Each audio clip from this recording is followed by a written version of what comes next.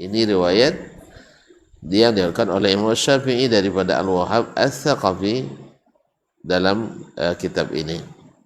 Qala, berkata Imam Syafi'i rahimahullah, fadalla qawlu Rasulillah sallallahu alaihi wasallam qad ja'alallahu lahunna sabila, maka perkataan Rasulullah sallallahu alaihi wasallam, Allah telah menjadikan jalan keluar bagi mereka, ala anna hadza awwalu ma huddamihi zunad, bahwa ini adalah awal sekali atau awal had yang ditentukan bagi para pezina. Lianna Allah yaqul, karena Allah Subhanahu wa taala sebelumnya mengatakan, hatta yatawaffahunal mautu aw yaj'alallahu lahunna sabila, yaitu mereka ditahan di rumahnya sampai datang ajalnya, atau Allah berikan hukuman atau jalan keluar dari hukuman itu. Artinya inilah had pertama, ketentuan had atau hudud bagi pezina yang pertama ditentukan oleh Allah Subhanahu wa taala. Jelas? Ini had pertama bagi orang yang berzina. Thumma, kemudian rajama Rasulullah sallallahu alaihi wasallam ma'izan wa lam yajlidhu. Setelah itu, setelah hukuman tadi, setelah ayat yang menjelaskan hukuman itu, datang lagi peristiwa Rasulullah sallallahu alaihi wasallam merajam Ma'iz. Ma'iz nama orang, yaitu Ma'iz Al-Ghamidi. Dia datang ke depan Rasulullah sallallahu alaihi wasallam mengaku melakukan perbuatan zina.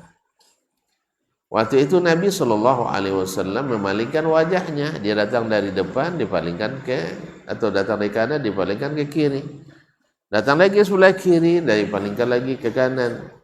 Ya, sampai 3 kali dia mengaku. Nabi sebenarnya tidak suka dia melaporkan itu. Tapi karena dia sudah melapor, akhirnya diproses. Tapi Nabi sebelum itu mengatakan, la'allaka ghamazta, jangan-jangan kamu hanya ghamazta,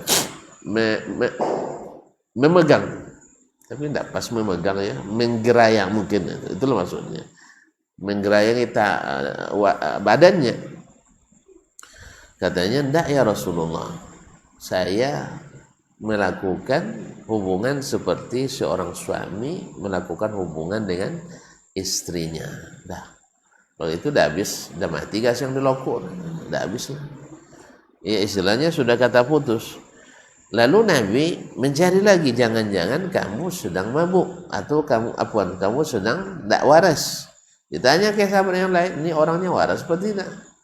Orang biasanya yang seperti ini rata-rata disembunyikan. Ya, disembunyikan. Tapi kok dia ini? Akhirnya ternyata dia orang waras. Akhirnya Nabi SAW merajamnya. Walam yajlidhu, tapi tidak mencambuknya.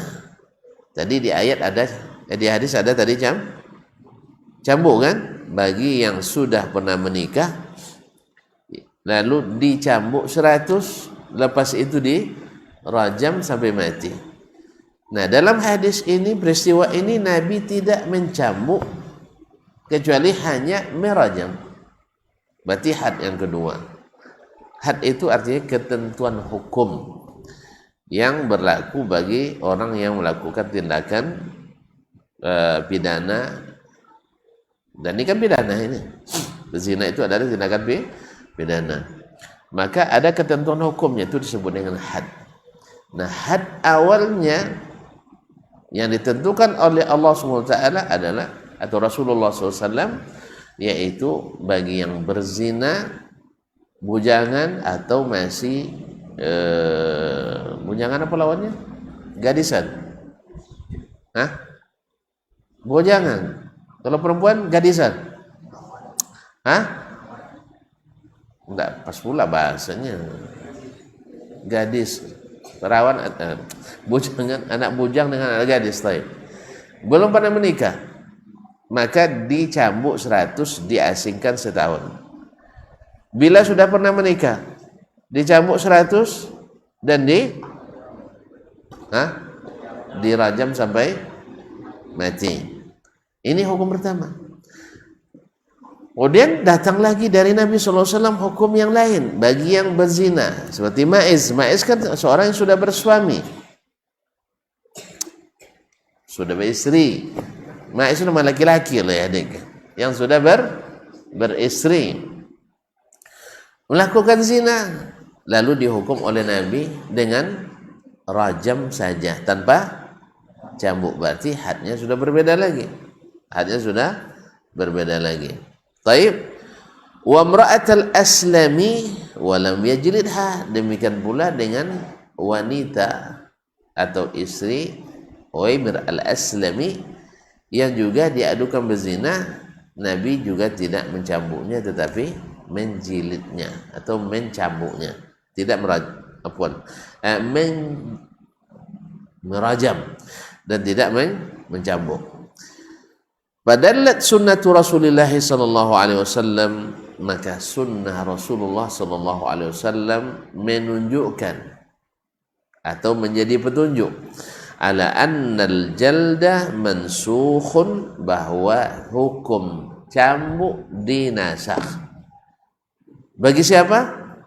Aniz zaniyaini tsayyibaini, dinasakh dari pezina yang sudah pernah menikah. Yang bujang dinasakh enggak? Jelas? Jadi ini runutnya hukum ini. Pertama dulu ditahan di rumahnya, disakiti sampai meninggal, sampai wafat. Setelah itu Allah janjikan, aw yaj'alallahu lahunna sabila, diberikan jalan keluar lagi. Maka datang dalam hadis Nabi sallallahu alaihi wasallam ayat Al-Qur'anul Karim, az-zaniyatu waz-zani fajlidu kulla wahidin minhum mi'ata jaldah. Pezina laki-laki, perempuan dan pezina laki-laki hukum masing-masing 100 kali cambuk.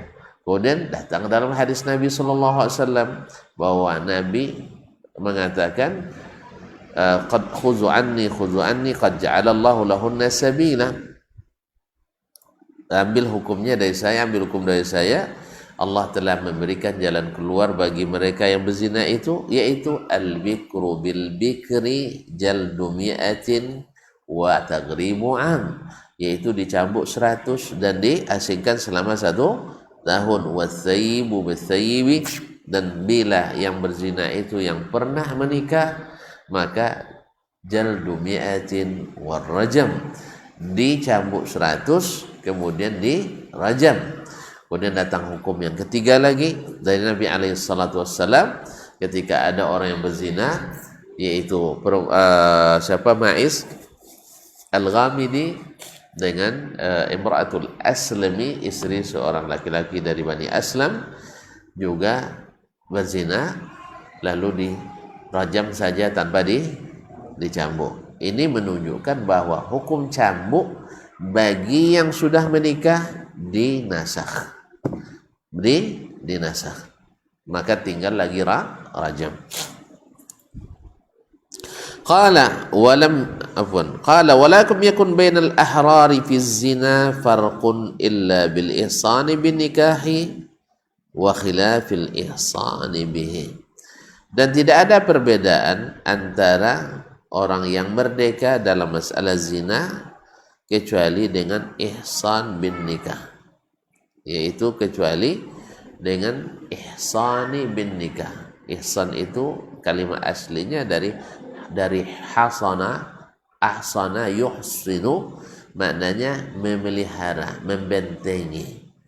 Maka menikah disebut dengan ihsan karena dia menjadi benteng bagi orang untuk bertahan dari berbuat zina. Jelas ya? Ya sudah ada istri masa berzina lagi, sudah ada suami masa berzina lagi, maka dia menjadi benteng. Makanya Nabi SAW berpetunjuk bila lewat di jalan nampak orang cantik, menarik. Apa hukumnya? Apa yang dilakukan? Tarik dia. Balik ke rumah. kita punya obatnya. Yang ada pada dia, ada pada istri kita. Sah? Kenapa laki-laki yang disuruh balik? Karena yang laki-laki banyak ngeluyur keluar. Perempuan kan ada asalnya di rumah. Jelas?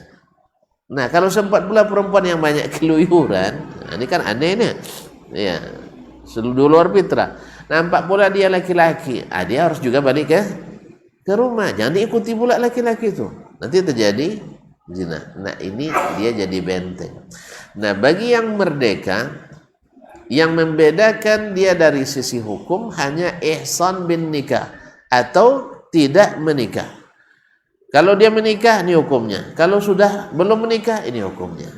Itu aja perbedaannya antara laki-laki dan perempuan yang merdeka dengan laki-laki dan perempuan yang hamba sahaya. Bedanya hanya di laki-laki yang merdeka dengan perempuan yang merdeka, ya, tidak ada perbedaan dari sisi hukum. Ya, orang-orang yang merdeka kecuali yang sudah pernah menikah atau yang belum pernah menikah. Yang sudah pernah, ini hukumnya. Yang belum pernah, ini hukumnya. Yang bujangan dengan yang sudah beristri atau yang antara yang gadis dengan yang sudah bersuami, hanya di sisi itu pembedaan hukumnya. Wa iz kana qaulun Nabi sallallahu alaihi wasallam qad ja'ala Allahu lahunna sabila al-bikru bil junumiyati wa taghribu am. Dan tatkala ada perkataan Nabi sallallahu alaihi wasallam, Allah telah menjadikan bagi mereka jalan keluar, al-bikru bil bikri jaldu mi'atin wa taghribu am, yang masih gadis dan bujang bila berzina rajam. Nah, makanya Nabi alaihi salatu wassalam mengatakan wahudda ba'dal habsi. Ini mereka diberikan had setelah dulunya ditahan. Wa anna kulla haddin haddahu az-zaniyaini fala yakunu illa ba'da hadza. Dan seluruh had yang telah Allah tentukan bagi orang yang berzina tak terjadi kecuali setelah ini.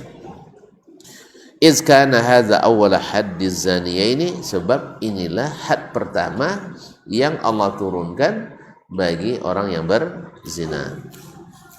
Berkata Imam Syafi'i rahimahullah, akhbarana Malik. Imam Syafi'i ya selalu menyampaikan Al-Quran hadis, Al-Quran hadis.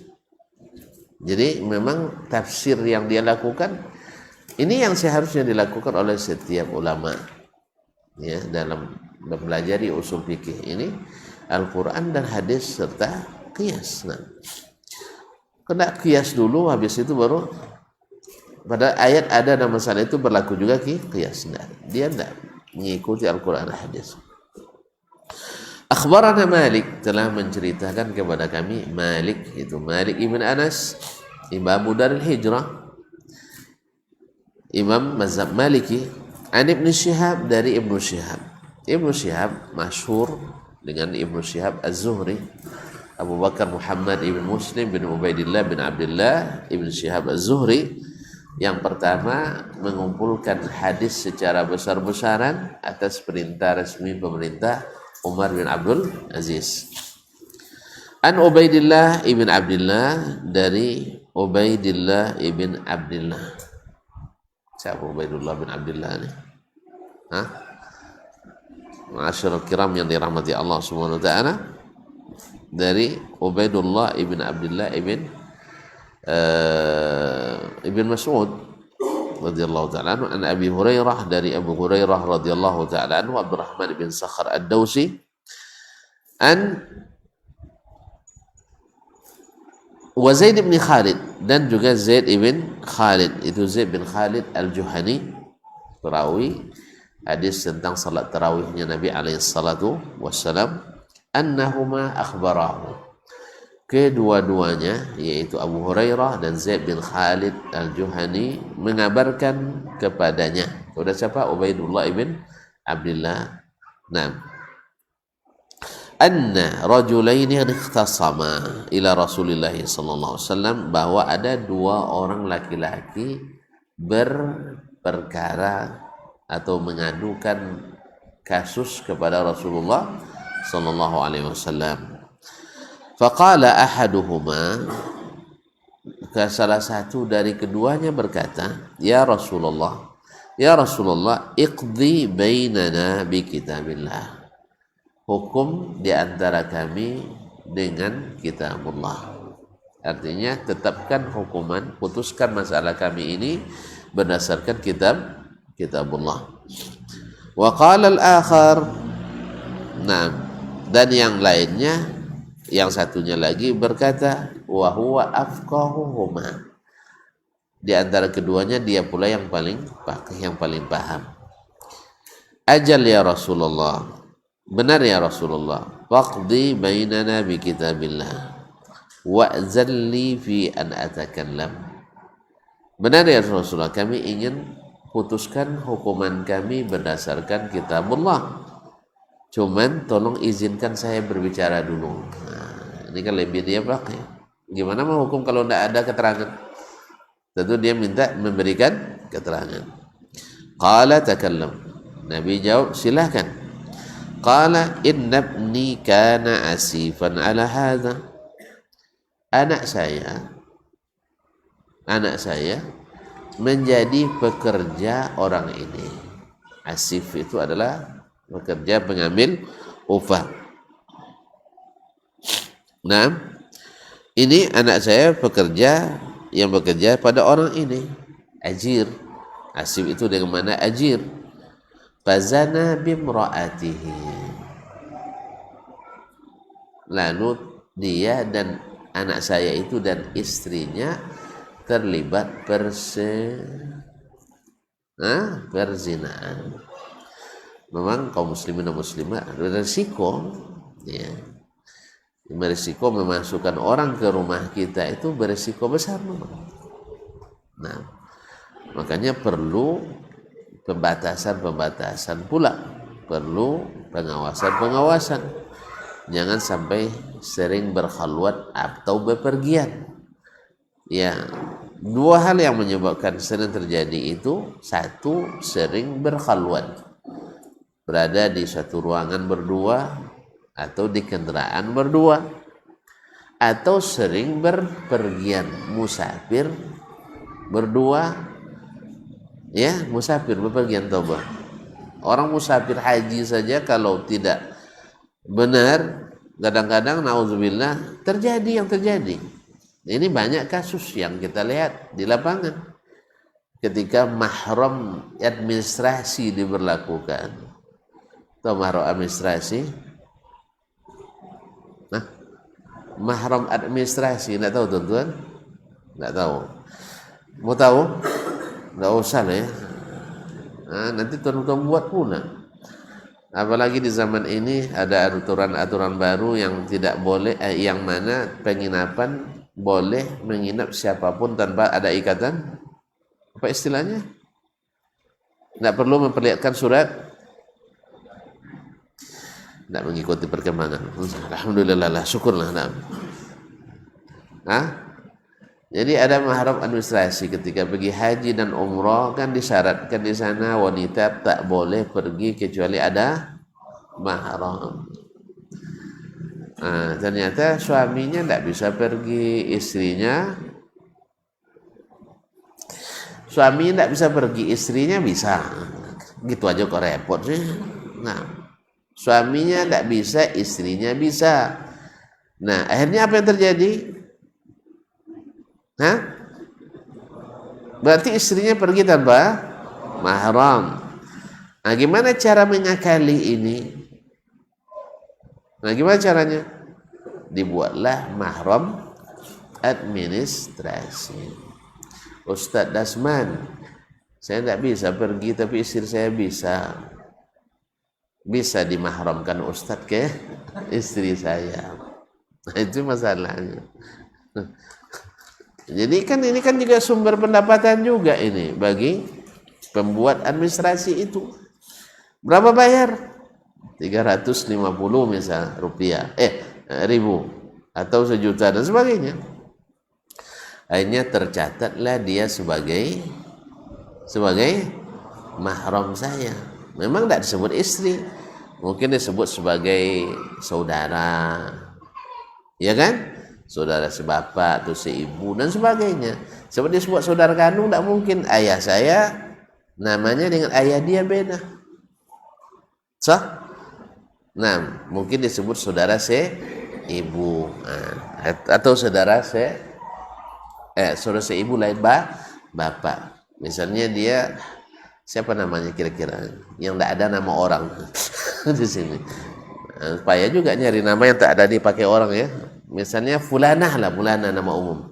Fulanah binti, misalnya fulanah binti Ahmad misalnya. Iya kan? Kan kami kan klaim ini seibu tidak ayah. Jelas? Ditengoknya binti Ahmad, memang ayahnya lain. Dasman binti, kok pakai binti pula? Bin, ya, tentu gitu aja. Dasman bin Yahya. Kok beda ayahnya? Iya, ayah kami beda, ibu kami sama. Ternyata ibu dia Aisyah pula, namanya ibu saya Aisyah juga. Wah, berarti klop lah bahwa ini mahram saya. Ketika dia jadi mahram saya, tentu pembagian kamar, dia dapat kamar di mana? Tidak paham tentu. Karena memang jemaah haji kita dulu, mungkin juga sekarang, campur laki-laki dan perempuan. Yang tidak mahram pun dicampur. Apa Ustaz? Mau haji? Tidak ada sedengar azan. Masuk waktu, terus buat muazan, tulis permohonan. Tapi azan itu, muazin itu berkuasa mutlak, ya. Itu Syekh Sudes kan ketua umum presiden pengurusan Masjidil Haram, Masjid Nabawi. Beliau bagi kajian begini, muazin langsung azan, terhenti langsung. Jadi muazin lebih berkuasa dari Syekh ketika waktu sholat masuk. Dia tidak perlu minta izin. Nah, atau maunya saya yang azan?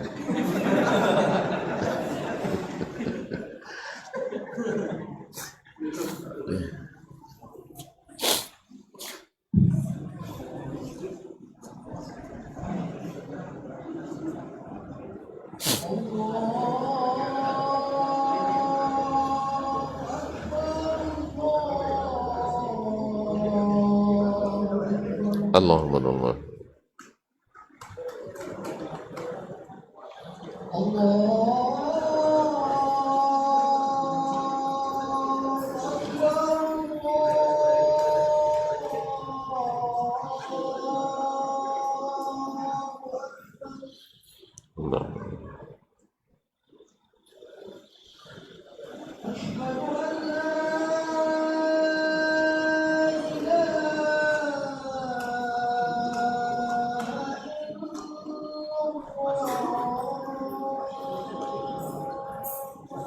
Assalamualaikum.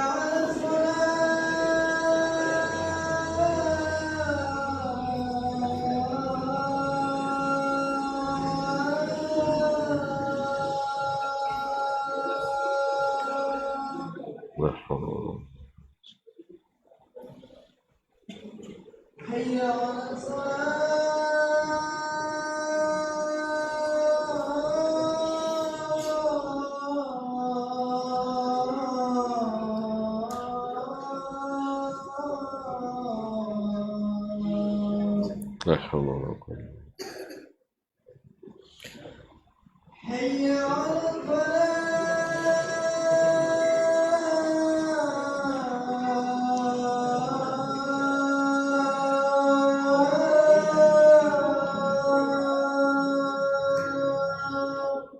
La haula wala quwwata. Hayya 'alal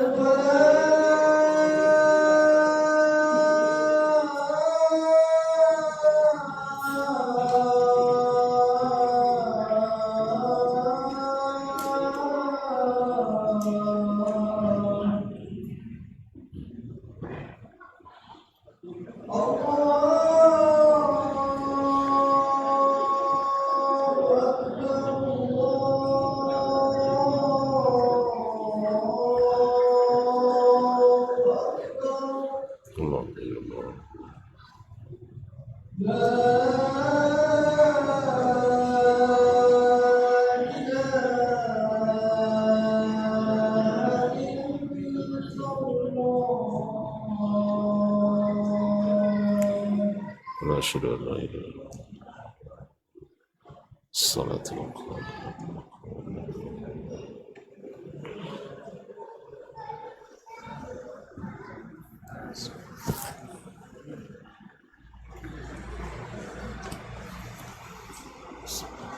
Ma'asyiral muslimin ma'asyiral muslimat rahimanillah wa iyyakum. Jadi beliau minta berbicara bahwa anak saya ini adalah asalnya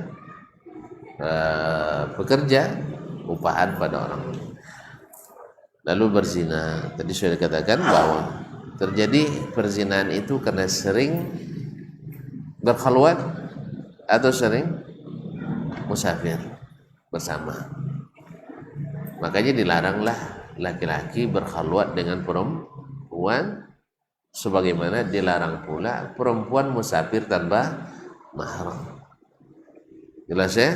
Bahkan haji pun wallahu alam sebagian besar atau sebagian ulama mengatakan tidak wajib bagi perempuan kalau tidak ada mahram. Tidak ada mahram.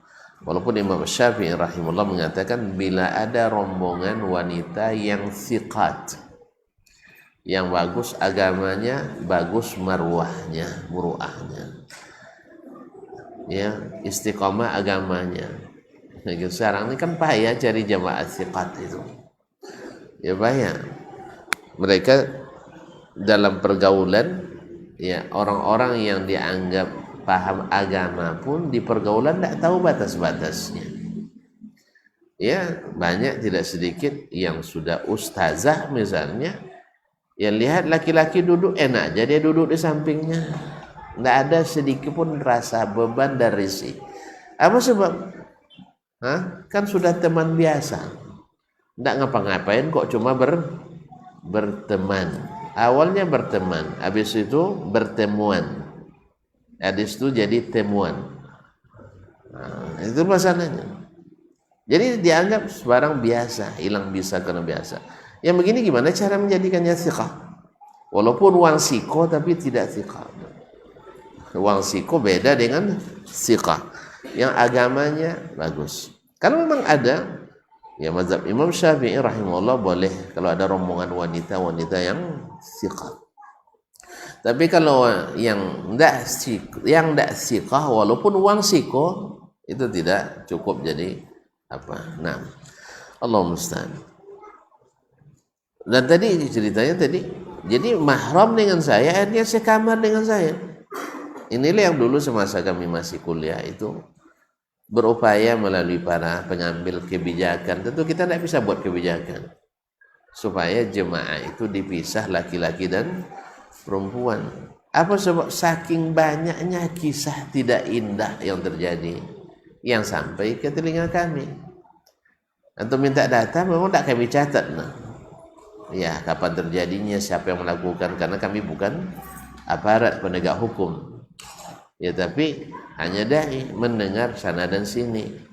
Si fulan dan si fulana ternyata bukan mahram, akhirnya tidur di kamar bersama. Ngapain? Ya tidur. Antum bilang enggak ngapa-ngapain loh, tidur aja kok enggak boleh sih. Cuman serapi-rapinya orang tidur, serapi-rapinya orang tidur bisa terjamin tak tersingkap. Hah? Oh Ustaz, saya rapi Ustaz, pakai ikat pinggang sebelum tidur, pakai dada ada di, pakai apa namanya, pakai selimut, ada selimut dan tutup semuanya. Terus pasang CCTV, nanti antum rekam proses tidur antum itu berapa lama selimut antum masih terpasang. Selepas itu, nah, antum nggak tahu. Nanti antum berhujah lagi, saya Ustaz, saya kan tidur, ndak ada, orang tidur kan ndak kena hukum katanya. Orang tidur ndak kena hukum. Terus yang bangun yang lihat antum kena hukum kan ndak? Jadi ketika yang mahram administrasi tadi, saya masuk, dia ada tidur, ternyata kainnya tersingkap. Apa yang saya lakukan? Saya biarkan salah, saya ambil selimutnya tutup. Perhatian kali, nampak? Hanya timbul rasa yang menghilangkan risih. Paham tak? Perempuan kalau sudah dapat perhatian, paham lah antum. Dulu, nah, terbayang dia, suami saya tidak pernah memperbaiki selimut. Suami saya tidak pernah memperbaiki selimut, saya dibiarinnya aja. Saya ini Ustaz, Masya Allah katanya, ini mimpi pula dia. Allah Ustaz, mengimpikan kalau seandainya bisa tidur sama, nauzubillah. Jadi ini yang, dan ini sering terjadi memang, walaupun tidak semua memang. Makanya kami berusaha supaya melalui Pak Menteri juga, Menteri Agama waktu itu, kami bisik-bisikan lah. Tapi ini bukan bisikan setan, tapi bisikan kebaikan. Pak, satu, tolong pakaian jemaah kita dirapikan, gitu. Maka dibuat seragam yang memang longgar dan sebagainya. Jangan biarkan mereka pakaian sendiri-sendiri. Jemaah lain tuh Masya Allah rapi, seperti orang Turki misalnya, rapi-rapi pakaian datuk tua, tapi rapi-rapi, longgar-longgar. Orang kita ada yang pakai training pergi ke sholat Masjidil Haram, kan mukenanya kan masih di tas, kan ini kan maharnya seperangkat alat. Saya lupa antum nikah, tidak pernah nikah. Waktu nikah maharnya seperangkat alat sholat, jadi memang dipakai waktu sholat. Di luar sholat dipakai pakai car free day, pakai training kadang-kadang. Tidak semua memang, saya tidak mengatakan semua, ada, dan itu dalam jumlah yang susah dihitung. Paham tak? Ya, jadi seperti mana dia pergi ke masjid di negerinya, seperti itulah pula dia pergi ke masjid di Masjidil Haram dan Masjid Nabawi, karena dia merasa itu sudah Islami sekali, karena sudah busana muslimah. Dalam busana muslimah, bawahnya blue jean, atasnya jilbab basa-basi. Ya.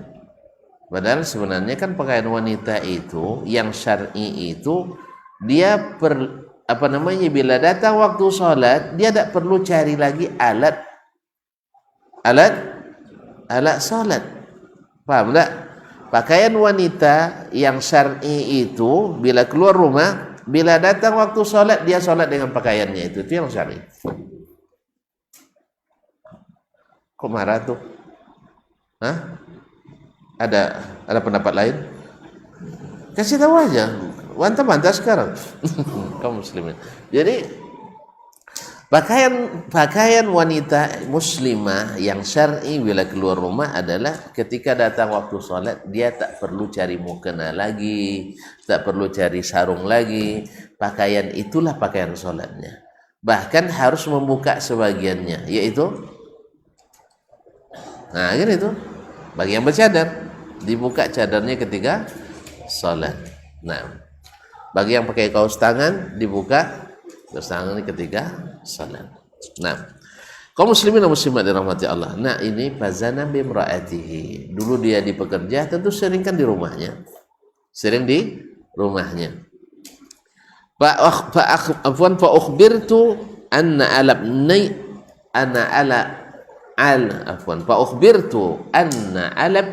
ar-rajm. Lalu saya diberitahukan anak saya ini mesti dihukum rajam.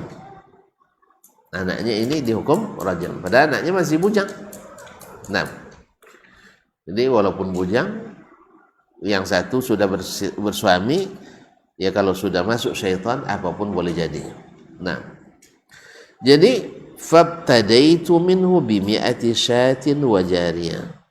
Akhirnya saya minta ditebus anak saya ini karena mati itu kan mahal. Sah? Woi, nyawa mahal pun enggak? Mahal. Maka saya tidak ingin anak saya mati. Maka saya minta ditebus anak ini dengan apa? Dengan 100 ekor kambing dan seorang hamba sahaya perempuan. Jadi dia punya kambing, kemudian punya hamba sahaya, lalu dikasih sama suami perempuan yang berzina dengan anaknya. Supaya apa? Lepas dari hukum rajam. Jadi Nabi masih hidup, ada misinformasi. Nabi masih hidup, ada terjadi misinformasi. Ini apa misinformasi? Tanyalah. Kami tidak paham misinformasi itu terus ada apa? Pahamnya misinformasi? Tidak. Bilanglah. Bukan informasi kaimis, tidak.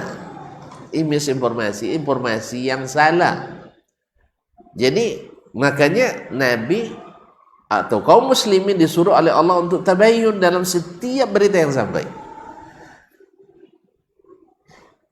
Tentu ada ngantuk nampaknya. Kalau berat kita tinggalkan dulu. Kan gitu janji kita. Kalau berat kita kita lanjutkan atau berat sekali? Udah capek? Tidak mesti selesai sekarang. Selesai tidak sedih lagi saya. Makanya jangan diselesaikan.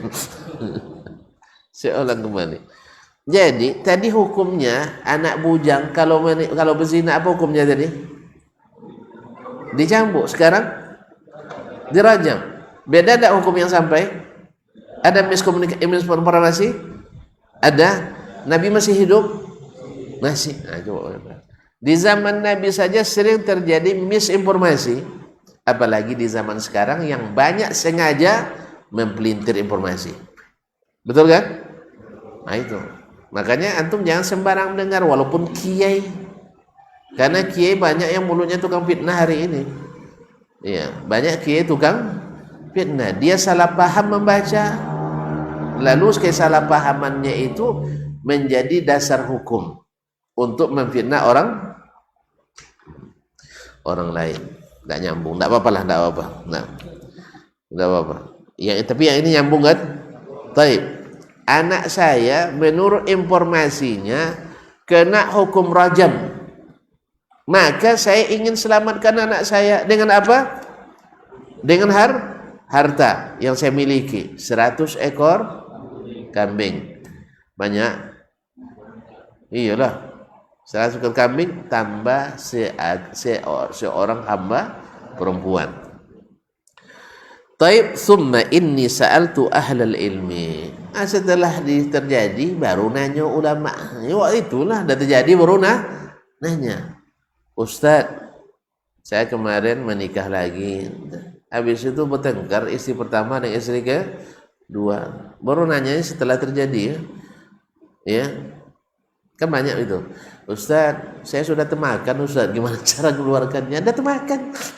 Nah, ini juga dah terbayarkan 100 ekor kambing dengan seorang hamba sahaya, baru bertanya ke ahlul ilmi, ulama, orang yang berilmu. Tsumma inni sa'altu ahlal ilmi, lalu saya bertanya selepas itu kepada orang yang berilmu. Fa akhbaruni an alabni jaldami'ah.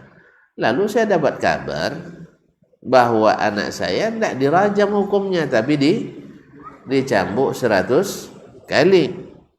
Wa tagriba amin, dan dibuang 1 tahun. Wa inna marrajmu ala imraatihi, tapi menurut ulama itu yang rajam itu istrinya. Yang kena rajam istrinya, bukan anak saya. Sedangkan suami perempuan tadi bilang yang kena rajam anaknya, istrinya selamat. Jangan misinformasi. Faqala Rasulullah sallallahu alaihi wasallam, "Wallazi nafsi biyadihi."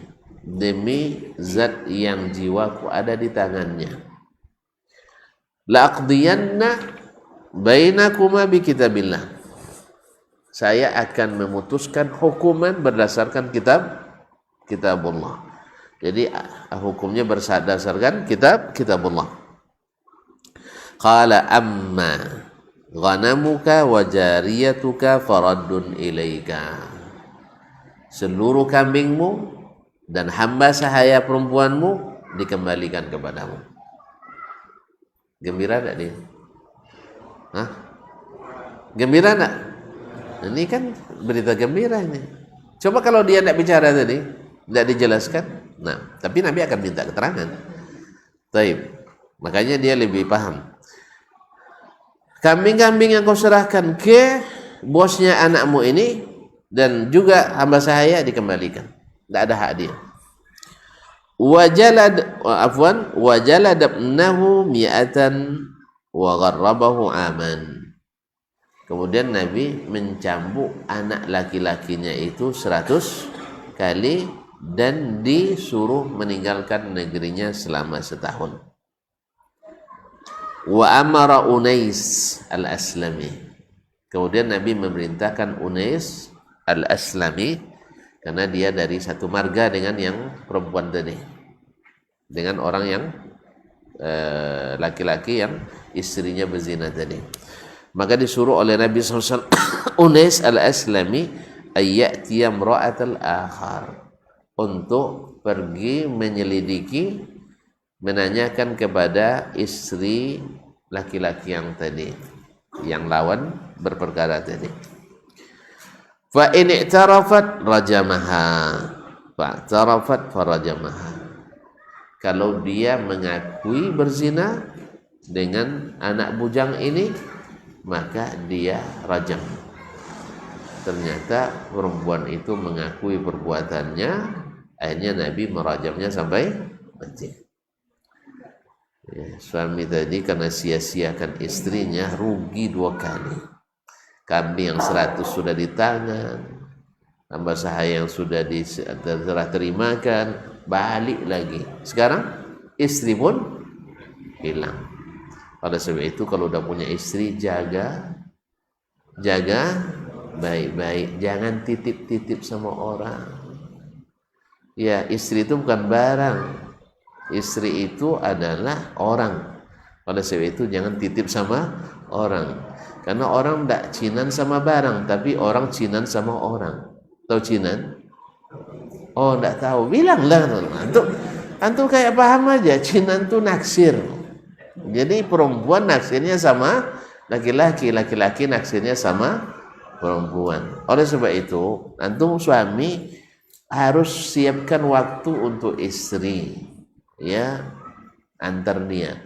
Kalau antum tidak punya kesempatan, ajarkan dia nyetir sendiri kalau mau ke mobil, atau naik motor sendiri.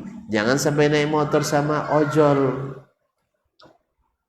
Ya, dulu kalau orang numpang ke orang yang lain, istri kita naik motor dengan orang lain diteriakin kan? Iya kan? Iya enggak? Kita mulai curiga. Sekarang enggak bebas. Sebab apa? Legalitasnya terjamin. Ini abang nih legal. Mau legal? Hah? Tidak mungkin dia mengganggu istri saya. Antum mana tahu ada tanjakan di jalan sengaja rem mendadak. Saya tidak paham aja. Ya tak? Kemudian mulai cerita-cerita. Akhirnya tukar nomor. Akhirnya jadi ojol langganan. Macam tak tahu aja. Kayak ngajar pula saya jadinya. Naudzubillah. Makanya sempatkanlah ngantar istri, ngantar anak, gadis kita. Ya, jangan dititip sama orang lain. Kemudian tersiapkan mereka tempat yang tidak banyak khalwat atau tidak ada khalwatnya. Masukkan ke sekolah-sekolah yang khalwatnya tidak ada atau hampir tidak ada. Sebab khalwat itu adalah sebab terbesar terjadinya perselingkuhan. Tidak peduli ustadz pun terlibat kalau sering berkhalwat, apalagi yang bukan ustadz. Maka ustadz tak boleh pede. Oh saya ustaz kok, nak berkhalwat, tidak berkhalwat sama aja kok. Memang sama aja. Sama juga cinannya. Nah, sama juga cinannya. Itu kan kata pepatah orang tua kita, cinan mato kayak nananca. Ya kan ya?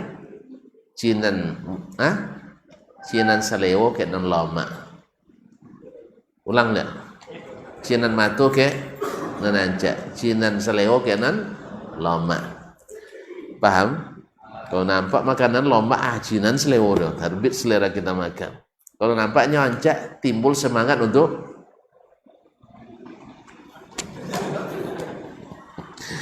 kaum muslimin dan muslimat dirahmati Allah. Ini akibatnya. Karena ada kesempatan, walaupun tidak ada niatan, tapi ada kesempatan. Makanya terjadi, jadi uang habis, istri pun meninggal.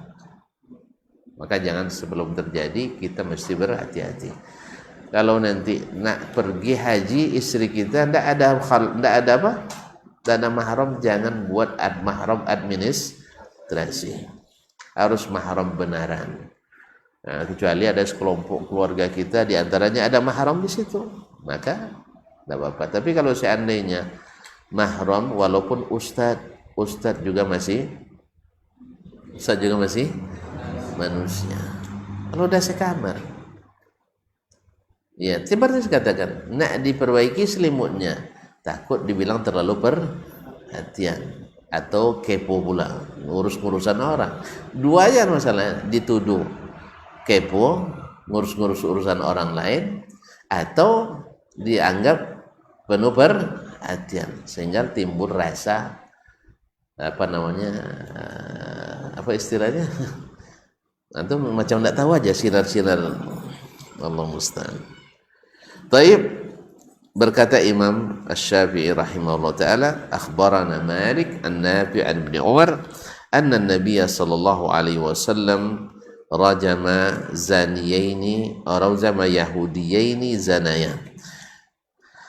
Diberitakan oleh Imam Malik kepada kami dari Nafi' Maula bin Umar, an Ibnu Umar, dari Ibnu Umar Abdullah bin Umar, anna Nabi sallallahu alaihi wasallam rajama yahudiyyin zanaya. Nabi merajam dua orang Yahudi yang berzina. Kisahnya disebutkan sampai para ahbarnya dipanggil, lalu disuruh membaca ayat tentang orang yang berzina dalam kitab Taurat. Pas dirajam ditutupnya dengan tangannya, dilewatkan bacaannya. Lalu Abdullah bin Salam menunjukkan mereka itu suka menutup-nutupi kebenaran. Lalu angkat tanganmu, ternyata di situ ada ayat rajam. Lalu Nabi laksanakan hukum itu karena dalam agama mereka juga berlaku sebenarnya. Nah, qala fa thabata jaltu mi'atin wan nafyu 'alal bikraini zaniyain. Berkata Imam Syafi'i rahimahullah, dengan demikian sabit sahih dari Nabi bahwa orang yang masih bujang atau masih gadis bila berzina dicambuk 100 kali dan diasikkan selama 1 tahun.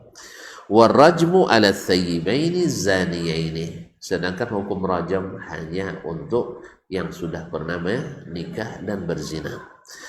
Wa in kana mimman urida bil jaldi faqad nusikha anhumul jaldu ma'ar rajam. Sekalipun keduanya dimaksudkan dalam ayat tadi atau dalam hadis tadi, yang pertama hadis Ubadah bin Samit, bahwa keduanya laki-laki dan perempuan yang berzina yang sudah pernah menikah dimaksudkan dengan hukum cambuk, tapi hukum cambuk ini sudah dinasakh dari mereka berdua karena tidak ada dikumpulkan dua had dalam satu hukum, yaitu rajam juga, jilid juga. Nah, wa in lam yakuna urida, andainya keduanya tidak dimaksudkan bil jaldi warida bihil bikran fahuma mukhalifani litsayyiban. Kalau yang dimaksud dengan ayat rajam itu keduanya dimaksudkan dengan jilid dan warida bihil bikran, yang dimaksud dari keduanya adalah yang masih perjaka dan masih gadis, fahuma mukhalifani litsayyiban, maka keduanya berbeda dengan orang yang sudah pernah menikah. Wa rajmus sayyibaini ba'da ayatil jald, sedangkan merajam dua orang yang sudah pernah menikah itu terjadi setelah turunnya ayat fajliduhuma mi'ata jaldah, yaitu hukum jilid. Bima rawa Rasulullah sallallahu alaihi wasallam anillah, seperti yang diriwayatkan oleh Rasulullah SAW dari Allah Ta'ala. Wa hadza asbahu ma'anihi wa aulaha bihi indana wallahu alam, dan inilah makna yang paling benar menurut pendapat kami, yang paling patut diikuti. Jadi runutnya seperti yang dijelaskan beliau, awalnya siapapun yang berzina, laki-laki dan perempuan, ditahan di rumahnya sampai meninggal. Kemudian turun atau Nabi mempraktekkan bahwa yang bikir, yang masih berjaka dan masih gadis sebelah berzina, dicambuk dan diasingkan, sedangkan yang sudah dicambuk dan dirajam. Lalu turun ayat fajliduhuma mi'ata jaldah, seolah-olah kesemuanya dapat, yang masih gadis dan perjaka juga 100 cambuk, yang sudah menikah pun dapat 100 cambuk. Tetapi ditaksis dengan hadis Nabi SAW dari Ubadah bin Samit bahwa yang sudah menikah dirajam dan dicambuk, sah. Kemudian ini lagi dinasah dengan hadis Ma'iz dan Ibratul Aslami bahwa Nabi tidak menerapkan jilid atau cambuk terhadap yang dirajam. Berarti hukum terakhir adalah rajam hanya orang yang pernah menikah bila berzina hanya dirajam, dan yang belum pernah menikah hanya dicambuk dan diasingkan setahun. Inilah hukum yang terakhir. Wallahu ta'ala a'lam. Saya kira sudah selesai ya. Jadi juga rupanya kalau sabar sampai juga nafas kita. Baik, insyaallah sampai di sini, dan mudah-mudahan kita bertemu kembali pada kesempatan yang akan datang di waktu dan gelombang waktu dan tempat yang sama, insyaallah taala. Karena sudah paham kayaknya tidak ada pertanyaan, oleh sebab itu tutup sajalah. Subhanakallah bihamdik, asyhadu an la ilaha illa anta astaghfiruka wa atubu ilaik. Wassalamualaikum warahmatullahi wabarakatuh.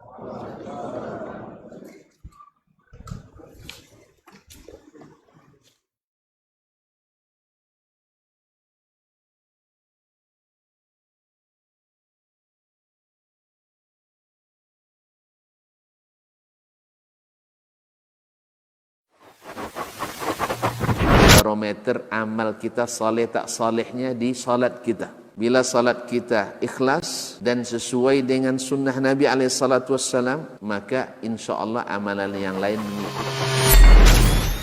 Ini aktivitas ini membantu saya di akhirat atau akan menyulitkan saya di akhirat? Kalau seandainya perbuatan itu ternyata akan menyulitkan kita di akhirat kelak, tinggalkan perbuatan itu. Anta ni'mal jund. Kamu adalah sebaik-baik prajurit. Coba lihat. Kamu adalah sebaik-baik prajurit. Maka tujuannya adalah menghancurkan kehidupan rumah tangga.